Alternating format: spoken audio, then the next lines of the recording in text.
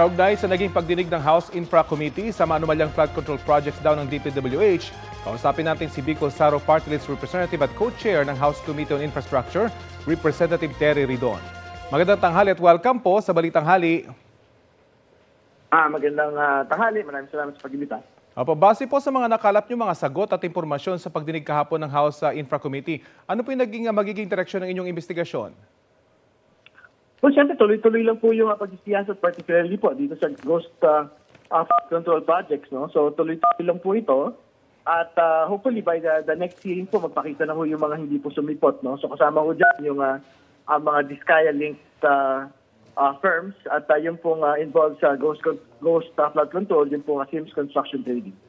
Ano rin naging dahilan ng mga contractor na hindi sumipot sa inyong investigasyon at paano nyo sila obligahin na dumalo sa susunod pong pagdinig?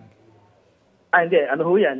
Mag-issue na po ng subpoena yung pong komite. No? So, pagka ho, syempre, hindi ho sila sumipot yan, may contempt powers po yung komite, pwede ho nating ipa-aresto yung pong mga presidente o managing directors po nito pong mga kumpanya po ito. May karagdagan pa pong tanong ang kasamahan kong si Connie.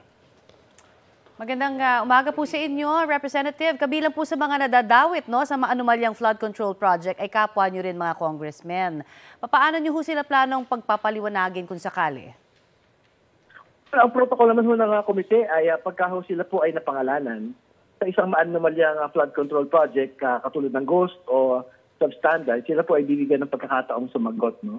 At immediately magre-recuse po ang komite at ipapadala po dito sa independent probe na gagawin po ng Pangulo ng Pilipinas para wala akong masabi na meron po tayong pinagtatakpang mga kasamahan po natin sa Kongreso.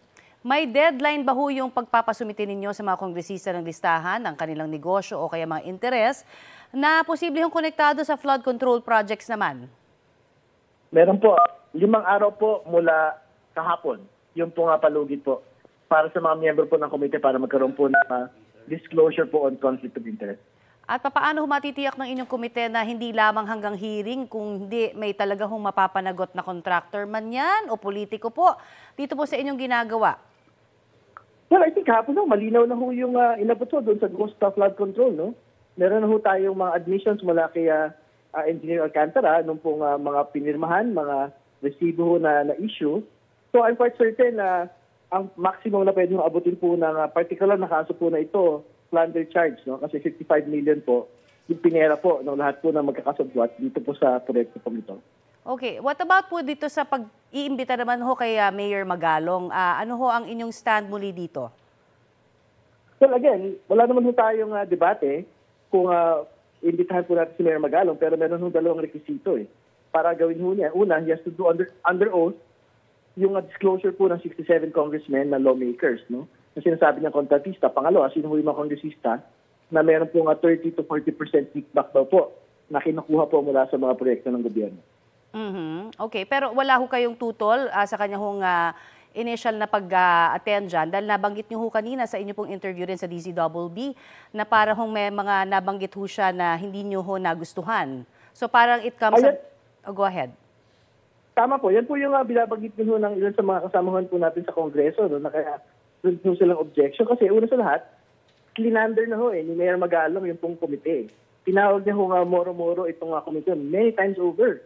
At ang sabi pa niya, mga kriminal, yung po nag-iimbestiga.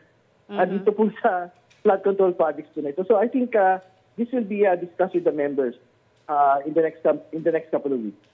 Hindi ho ba nagiging parang sinasabi ho ng ilan, personal ho naman ang nagiging dahilan ninyo kung bakit parang hindi ho maimbitihan yung mga sinasabi ho na mga resource person katulad po ni Mayor Magalong na maaari hong may mga ebidensya namang maipakita sa inyo pong pagdinig? Pero balikan ho natin. Yung original scene ho ni Mayor Magalong dito sa komite po na ito, tinawag po niya moro-moro yung komite. So how can we actually expect na ang kanya po sasabihin doon, wala akong tinge ng prejudice and bias. No? Kung in the first place, klinander niya na ho yung committee. Alright, marami pong salamat sa inyo pong oras na ibinahagi sa amin dito po sa Balitang Hali, sir. Maraming salamat. Magandang hali. Yan po naman si House Committee on Infrastructure Co-Chair Representative Terry Ridon.